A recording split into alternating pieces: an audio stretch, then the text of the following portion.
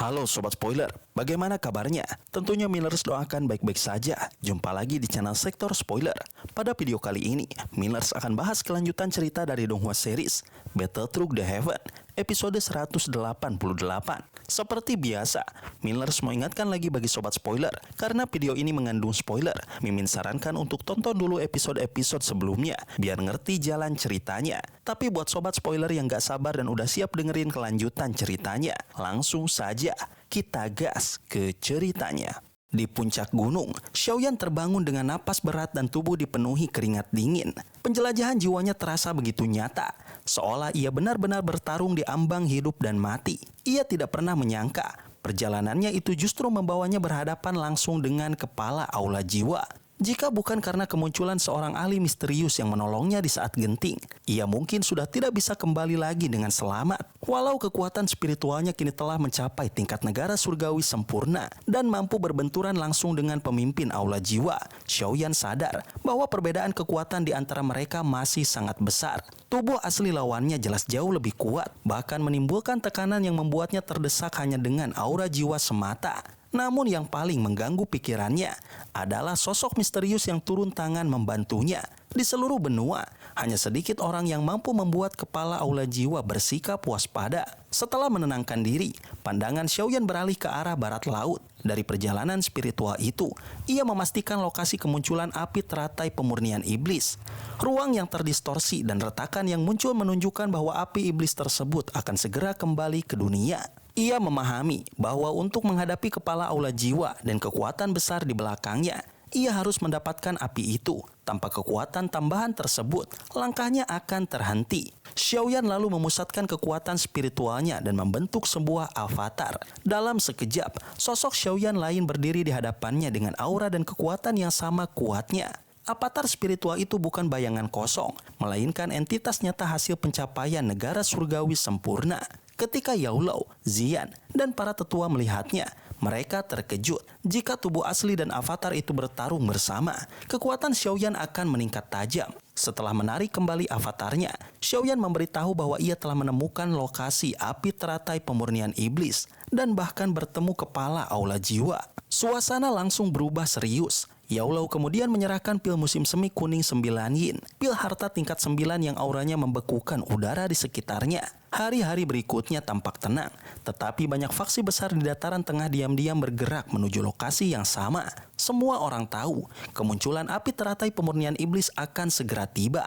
4 hari kemudian, langit menampilkan pemandangan langka ketika 9 bintang terang tersusun dalam satu garis lurus. Dunia seakan bergetar, energi alam bergolak hebat, dan kabut tipis muncul dari kehampaan menyelimuti daratan. Suara aneh bergema samar di udara, memberi tanda bahwa peristiwa besar akan segera terjadi. Xiaoyan yang berdiri di atas pohon tinggi langsung menyadari fenomena itu. Tanda tersebut persis seperti yang tercatat dalam peta kuno. Pasang dunia telah bangkit, menandakan kelahiran api teratai pemurnian iblis telah tiba.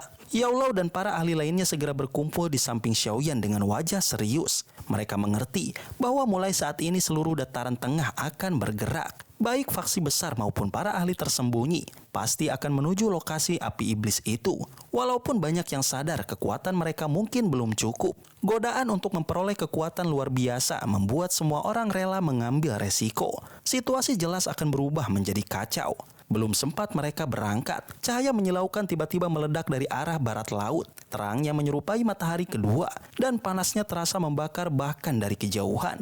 Api teratai pemurnian iblis ternyata membuka segelnya lebih cepat dari perkiraan. Gugus cahaya misterius di dalam pikiran Xiaoyan kembali bergetar hebat, bereaksi kuat terhadap kemunculan api itu. Tanpa ragu, ia memerintahkan semua orang untuk segera bergerak. Puluhan sosok kuat melesat ke langit seperti meteor, dipimpin oleh Xiaoyan. Mereka menuju wilayah barat laut bersamaan dengan banyak faksi lain yang melakukan hal serupa. Ketika memasuki radius 500 km dari lokasi, cahaya putih krem terlihat jelas di cakrawala. Panasnya datang bergelombang, bahkan para Dozun tingkat tinggi mulai kesulitan menahannya. Saat tiba di lokasi, pegunungan hijau yang dahulu ada telah berubah menjadi gurun putih membara dengan udara terdistorsi oleh suhu ekstrim. Xiaoyan mengeluarkan api untuk melindungi kelompoknya dari panas mengerikan itu sambil menatap celah ruang di langit. Tempat cahaya menyembur turun seperti aliran lahar. Api teratai pemurnian iblis masih tersembunyi di dunia terpisah di balik retakan tersebut. Para ahli dari berbagai faksi berhenti di kejauhan.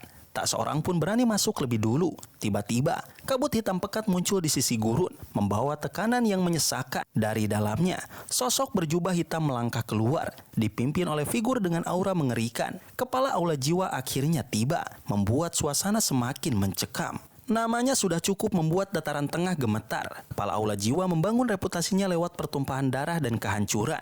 Ia pernah memusnahkan puluhan sekte hanya dalam satu malam. Bahkan 5 dosen bintang 2 tewas di tangannya. Sejak saat itu, aula jiwa menjadi kekuatan yang nyaris tak tersentuh. Bahkan Menara Pil pun memilih menghindari bentrokan langsung dengannya. Kini ia melayang tenang di udara. Wajahnya damai seperti seorang petapa. Seolah semua kekuatan di sekitarnya tidak berarti apa-apa. Xiaoyan segera mengenali gelombang spiritual yang pernah hampir merenggut nyawanya beberapa hari lalu. Pria di depannya memang lawan yang sama. Tatapan kepala aula jiwa jatuh padanya dengan tenang, bahkan menunjukkan sedikit ketertarikan. Ia menganggap kemunculan bakat seperti Xiaoyan dari klan Xiao yang telah runtuh sebagai kelalaian besar. Ketika nama Xiao Xuan disebut sebagai kemungkinan masa depan Xiaoyan, suasana langsung membeku. Nama legenda itu bukan sesuatu yang bisa diucapkan sembarangan. Di sisi pemimpin itu berdiri seorang pria muda berjubah hitam dengan mata sepenuhnya gelap tanpa bagian putih. Tatapannya dingin dan tajam, seolah mampu menembus jiwa dengan sekali pandang. Ia bisa melihat 5 api surgawi dalam tubuh Xiaoyan dan menebak adanya metode ki misterius yang menyatukan api-api tersebut. Ia menilai Xiaoyan sebagai ancaman nyata, meski tetap yakin dapat membunuhnya. Namun perhatian mereka tetap tertuju pada api teratai pemurnian iblis yang menunggu di balik celah ruang yang panas. Tekanan besar menyelimuti pihak Xiaoyan. Bahkan para ahli seperti leluhur Huoyun tampak muram. Xiaoyan sadar bahwa menghadapi kepala aula jiwa secara langsung saat ini hampir mustahil. Ziyan pun berdiri sedikit di depan Xiaoyan, siap menahan serangan jika diperlukan. Meski peluang kemenangan tetap kecil, namun Xiaoyan tetap tenang. Ia tahu aula jiwa juga menunggu saat yang tepat sebelum bergerak. Tak lama kemudian, angin kencang membelah langit. Huo Xuan dari klan Yan tiba bersama rekan-rekannya. Kekuatannya melonjak hingga mendekati Banseng puncak. Bahkan ia telah memurnikan 8 api penghancuran tanah air. Salah satu api surgawi tingkat tinggi milik klannya. Jumlah api surgawi yang berkumpul di tempat itu semakin banyak. Saat Xiaoyan masih menghitung dalam pikirannya, suara lembut dan sangat ia kenal terdengar di telinganya. Senyum bahagia langsung terukir di wajahnya. Sun Er akhirnya telah tiba. Setelah itu, perhatian mereka kembali ke celah ruang yang terus memancarkan cahaya panas. Mereka memilih menunggu hingga api teratai pemurnian iblis benar-benar membuka segel dan melemah lebih dulu sebelum bertindak. Di sisi lain, Xiaoyan dan kelompoknya juga merasakan tekanan besar. Leluhur Huoyun dan yang lain tampak muram. Bahkan Xiaoyan mengakui dalam hati bahwa menghadapi kepala aula jiwa secara langsung hampir mustahil baginya saat ini. Ziyan dengan tenang berdiri sedikit di depan Xiaoyan, seolah melindunginya. Ia tahu hanya dirinya yang mungkin bisa menahan serangan kepala aula jiwa. Meski peluang menang tetap kecil, namun Xiaoyan tetap tenang. Ia yakin aula jiwa tidak akan bergerak sebelum mendapatkan api teratai pemurnian iblis. Tak lama kemudian, suara angin kencang terdengar. Beberapa sosok melesat mendekat seperti kilat. Xiaoyan terkejut saat melihat siapa yang datang. Pemimpin kelompok itu adalah seorang pria tampan berpakaian putih. Ia adalah Huo Xuan dari klan Yan yang pernah bertemu Xiaoyan di alam Gu. Bersamanya ada wanita berpakaian merah dengan cadar, serta seorang tetua berjubah ungu. Xiaoyan segera menyadari bahwa kekuatan Huo Xuan telah meningkat pesat hingga hampir mencapai tingkat Banseng puncak. Ia bahkan telah berhasil memurnikan 8 api penghancuran tanah air, salah satu api surgawi peringkat tinggi milik klan Yan. Mendengar hal itu, Xiaoyan tak bisa menahan rasa iri. Ia telah berkelana ke seluruh benua untuk mengumpulkan api surgawi. Namun klan kuno seperti klan Yan bisa menyimpan beberapa jenis sekaligus. Tetua berjubah ungu itu juga memiliki api surgawi peringkat ke-16. Jika digabungkan dengan 5 api surgawi milik Xiaoyan, jumlah api surgawi yang hadir di tempat itu sudah sangat banyak. Saat Xiaoyan masih terhitung dalam pikirannya, tiba-tiba terdengar suara lembut dan akrab di telinganya. Suara itu mengatakan bahwa jumlah api surgawi yang hadir bukan hanya 8. Wajah Xiaoyan langsung dipenuhi kebahagiaan. Ia mengenali suara itu dengan sangat jelas. Sun Er telah tiba.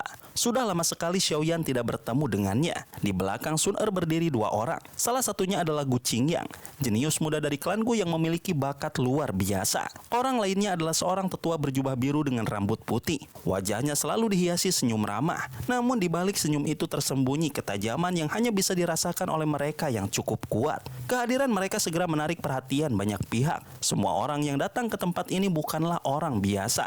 Mereka tentu memahami bahwa klan Gu adalah salah satu klan kuno terkuat di dunia, meski jarang menunjukkan kekuatan mereka secara terbuka.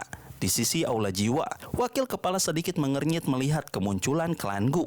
Kepala Aula Jiwa juga memperhatikan mereka dengan tenang. Tatapannya berhenti pada tetua berjubah biru itu. Ia mengenali sosok tersebut sebagai Gu Nanhai, seorang ahli kuat dari klan Gu. Kehadirannya menunjukkan bahwa klan Gu benar-benar menganggap api teratai pemurnian iblis sebagai sesuatu yang penting. Meski begitu, ada kesepakatan tak tertulis di antara klan-klan kuno. Para ahli doseng bintang 5 ke atas tidak boleh ikut campur sembarangan. Namun mereka semua tahu, para ahli tertinggi itu pasti sedang mengawasi dari balik ruang kosong. Sementara itu, Sun Er sudah berdiri di hadapan Xiaoyan. Senyum hangat terlihat di wajahnya. Tatapan matanya penuh kebahagiaan karena akhirnya bisa melihat Xiaoyan kembali. Dan kini Xiaoyan telah menjadi doseng sejati. Melihatnya begitu dekat membuat hati Xiaoyan bergetar. Semua kerinduan yang ia pendam selama bertahun-tahun seakan meluap sekaligus. Tanpa mempedulikan tatapan orang-orang di sekitar, ia menarik Sun Er ke dalam pelukannya. Kini Xiaoyan telah benar-benar tumbuh, baik dari segi usia maupun kekuatan. Ia sudah berdiri sejajar dengan gadis yang memiliki garis keturunan dewa dari klan Gu itu. Bahkan klan Gu pun tak bisa meremehkan seorang doseng muda seperti dirinya. Jika saat ini ia datang melamar ke klan Gu, tak seorang pun bisa mengatakan bahwa ia tidak pantas. Sun Er bersandar lembut di bahu Xiaoyan. Sudah 3 tahun mereka terpisah. Karena garis keturunan istimewanya, ia tidak bisa meninggalkan klan Gu sebelum menjadi doseng. Selama itu, ia hanya bisa menahan rasa rindu sambil berlatih tanpa henti agar memperoleh kebebasan. Kini ia telah mencapai tingkat itu. Untuk pertama kalinya, ia benar-benar bebas menentukan jalannya sendiri. Setelah beberapa saat, Sun Er menenangkan diri dan melepaskan pelukan itu.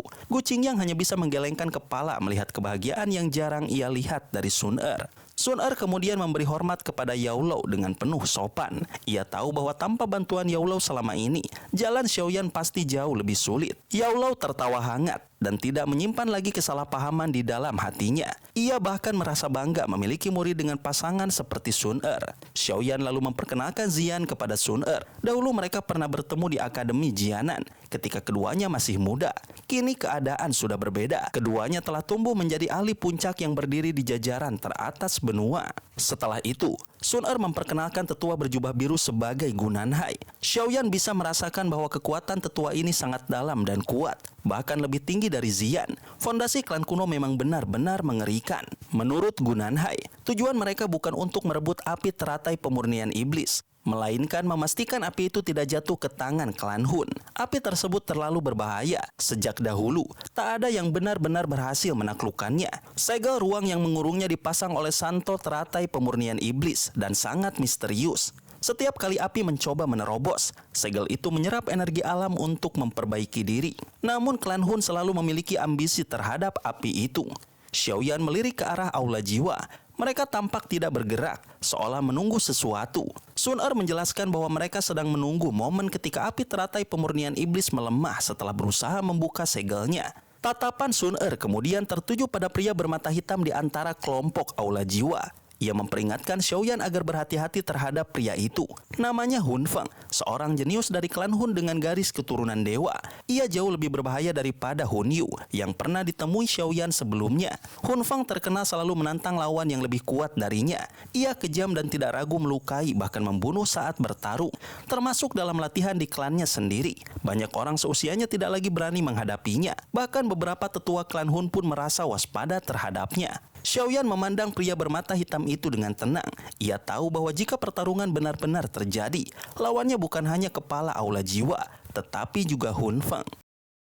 Sun Er tersenyum lembut. Ia tahu Xiaoyan kini telah maju ke doseng bintang 2. Kekuatan tempurnya yang sesungguhnya bahkan melampaui tingkat itu. Jika ia benar-benar bertarung melawan Hun Feng, hasilnya sulit ditebak. Xiaoyan tidak pernah meremehkan lawan. Ia tahu anggota klan Hun bukan orang biasa. Hun Feng, yang disebut-sebut sebagai calon pemimpin klan Hun, pasti memiliki kemampuan yang sangat menakutkan. Lawan seperti itu jelas bukan musuh yang mudah. Setelah menenangkan pikirannya, Xiaoyan menyadari sesuatu yang aneh. Setiap klan kuno yang datang, baik klan Hun, klan Gu, maupun klan Yan, hanya membawa 3 orang. Jumlah itu terlihat terlalu sedikit untuk menghadapi api teratai pemurnian iblis. Gu Qingyang menjelaskan bahwa menundukkan api surgawi tidak bergantung pada jumlah orang. Justru semakin banyak orang masuk ke dunia di balik celah ruang itu, semakin besar resiko korban. Ruang tersebut telah dikelola oleh api teratai pemurnian iblis selama ribuan tahun dan dipenuhi bahaya mengerikan. Bahkan seorang Banseng pun belum tentu bisa keluar hidup-hidup. Mendengar hal itu, Xiaoyan dan yang lainnya terkejut. Mereka menyadari betapa kurangnya pengalaman mereka dibandingkan klan kuno. Jika tidak diberitahu lebih awal, aliansi Xiaoyan mungkin akan mengalami kerugian besar. Sun Er lalu menjelaskan tentang kesepakatan antar klan kuno.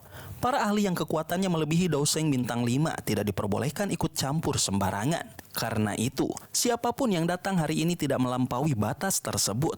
Penjelasan ini membuat Xiaoyan akhirnya mengerti mengapa klan Hun tidak mengirim ahli yang lebih kuat untuk mengejarnya sebelumnya. Mereka terikat oleh aturan itu. Namun aturan ini juga membuat situasi menjadi sulit. Api teratai pemurnian iblis terlalu kuat. Jika hanya mengandalkan ahli di bawah bintang 5 Douseng, hampir mustahil untuk benar-benar menaklukkannya. Tidak heran selama ribuan tahun, tak seorang pun berhasil memilikinya. Sementara Xiaoyan berpikir, suasana di antara klan kuno tiba-tiba terasa tegang. Gu Nanhai menyapa tetua Huo Yao dari klan Yan. Tetapi suasana percakapan mereka terasa dingin. Dari sikap tetua Huo Yao, jelas ada rasa curiga. Penyebabnya adalah hilangnya klan Ling secara misterius. Seluruh klan itu lenyap tanpa jejak. Tidak ada yang tahu siapa pelakunya. Karena hanya klan Gu dan klan Hun yang memiliki kemampuan untuk menghancurkan satu klan besar secara diam-diam. Kedua pihak menjadi tersangka utama di mata klan lain. Tetua Huo Yao menyatakan bahwa klan Yan harus berhati-hati agar tidak bernasib seperti klan Ling. Setelah itu, ia membawa Huo Xuan dan pergi menjauh. Gu Nanhai hanya bisa menghela napas. Perselisihan di antara klan-klan kuno kini semakin besar. Sun Er berpendapat bahwa besar kemungkinan klan Hun sengaja menciptakan kekacauan ini untuk membuat klan-klan kuno saling curiga dan sulit bekerja sama. Namun tanpa bukti, tidak ada yang bisa memastikan kebenarannya. Tak lama kemudian, klan Lei dan klan Si juga tiba. Namun mereka menjaga jarak dari klan Gu dan klan Hun. Jelas, hilangnya klan Ling membuat mereka semakin waspada. Waktu terus berlalu, celah ruang di langit semakin memancarkan panas mengerikan. Cahaya putih krem menyembur keluar semakin sering. Gurun di bawahnya mulai mencair. Pasir berubah menjadi magma panas. Udara dipenuhi gelombang panas yang membakar. Semakin banyak ahli berdatangan, langit dipenuhi sosok-sosok kuat. Tetapi hanya sedikit yang berani mendekat hingga radius 1000 kaki dari celah ruang. Tekanan di sana terlalu besar. Setengah jam kemudian, aroma obat yang khas tiba-tiba menyebar bersama angin. Wajah Xiaoyan langsung berubah serius. Yao Lao di sampingnya tampak tegang. 3 sosok muncul di langit. Seorang pria muda berjubah indah dengan wajah tampan namun dingin. Di sampingnya seorang wanita cantik berambut biru panjang dengan ekspresi sedingin es. Di belakang mereka berdiri seorang tetua berjubah alkemis dengan mata tajam. Mereka adalah anggota klan Yao. Pria muda itu bernama Yao Tian, jenius terkuat generasi muda klan Yao. Kekuatan spiritualnya telah mencapai tingkat sangat tinggi. Ia bahkan pernah memurnikan pil harta tingkat 9. Kekuatannya berada di tingkat Douseng menengah, menjadikannya salah satu talenta paling menonjol. Wanita di sampingnya adalah Yao Ling, adiknya. Meski kekuatannya baru mencapai Banseng awal, kekuatan spiritualnya luar biasa dan berpotensi mencapai tingkat tertinggi di masa depan. Namun perhatian Yao Lao tertuju pada sosok terakhir. Tetua itu bernama Yao Wangui. Ia adalah orang yang memegang disiplin dan hukuman dalam klan Yao. Kekuasaan dan pengaruhnya sangat besar. Satu kalimat darinya dapat menentukan hidup dan mati anggota klan. Tubuh Yao Lao tiba-tiba bergetar saat melihatnya. Xiaoyan menyadari perubahan itu. Dengan suara berat, Yao Lao mengungkapkan bahwa di masa lalu, satu keputusan Yao Wangui telah membuatnya diusir dari klan Yao. Keputusan itu menghancurkan segalanya baginya. Mendengar hal tersebut, tatapan Xiaoyan menjadi dingin. Ia menepuk lengan gurunya dengan lembut. Senyum muncul di wajahnya, tetapi di balik senyum itu tersembunyi niat membunuh yang kuat. Di dalam hatinya, ia telah membuat janji. Suatu hari nanti, ia akan menuntut balas untuk gurunya. Sun Er memperingatkan bahwa Yao Wangui adalah seorang Douseng bintang 4 yang sangat kuat. Ia bukan lawan yang bisa dihadapi dengan mudah. Namun Xiaoyan tetap tenang. Ia tahu batas kemampuannya. Saat ini mungkin ia belum mampu mengalahkan Yao Wangui dengan mudah. Tetapi jika berhasil mendapatkan dan memurnikan api teratai pemurnian iblis, segalanya akan berubah. Dengan kekuatan itu, membunuh Yao Wangui bukan lagi hal sulit. Sun Er memahami sifat Xiaoyan. Ia tidak pernah bertindak gegabah tanpa keyakinan. Karena itu, ia tidak berkata apa-apa lagi. Kedatangan Yao Wangui bersama dua anggota klan Yao lainnya menarik perhatian banyak orang. Klan Yao dikenal sebagai klan kuno yang seluruh anggotanya berbakat dalam alkimia. Mereka memiliki warisan penyempurnaan pil yang sangat lengkap. Jika mereka sering muncul di dataran tengah, reputasi menara pil pasti akan kalah dibandingkan mereka. Namun klan Yao sangat tertutup. Hanya anggota klan sendiri yang boleh mempelajari teknik alkimia mereka. Siapapun dari luar yang mencoba mempelajarinya akan dianggap musuh. Aturan keras ini membuat perkembangan mereka terbatas, tetapi juga menjaga kemurnian warisan mereka. Di langit, Yao Wangui dan rombongannya mengamati sekeliling. Mereka sempat memperhatikan kelompok aula jiwa dan menunjukkan kewaspadaan. Kemudian pandangan Yao Wangui berhenti pada kelompok klan Gu. Tatapannya akhirnya bertemu dengan Yao Lao. Saat mengenali Yao Lao, Yao Wangui tampak terkejut. Ia tidak menyangka orang yang dulu diusir dari klan bisa mencapai tingkat Douseng. Namun sikapnya tetap meremehkan. Yao Lao menahan emosi saat berhadapan dengan orang yang dulu menyebabkan dirinya terusir dari klan. Luka lama itu kembali terasa. Ia telah menghabiskan bertahun-tahun untuk menenangkan diri. Tetapi penghinaan itu tetap menjadi duri di hatinya. Yao Tian, pemuda jenius klan Yao, ikut memandang rendah Yao Lao. Baginya, pencapaian Yao Lao tidak berarti apa-apa. Bahkan ia merasa klan tak perlu lagi mengingat orang yang pernah menolak kembali. Ucapan itu membuat suasana menjadi tegang. Para ahli di sekitar hanya menonton. Melihat gurunya dihina, Xiaoyan tidak tinggal diam. Ia menepuk bahu Yao Lao dengan tenang, lalu memandang Yao Tian.